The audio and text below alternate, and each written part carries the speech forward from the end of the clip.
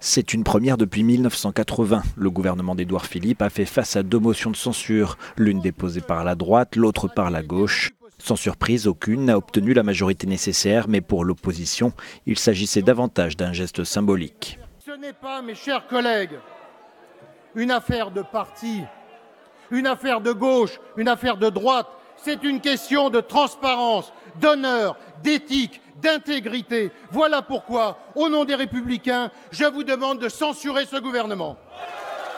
À gauche, PS, France Insoumise et communistes s'étaient alliés autour d'une seconde motion de censure. Elle a récolté 74 voix, loin des 289 nécessaires. Nous agissons conformément à notre principe politique le plus fondamental.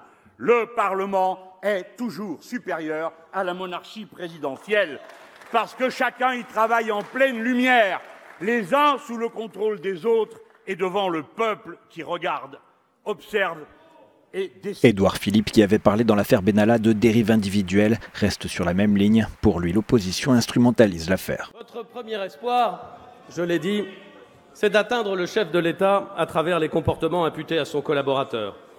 Et en filigrane, d'engager la responsabilité, non pas du gouvernement, mais du président de la République lui-même devant le Parlement. Vous n'y parviendrez pas. Vous n'y parviendrez pas. D'abord parce que, contrairement à ce que vous essayez de nous faire croire, les événements du 1er mai ne disent rien de la présidence de la République. Rien.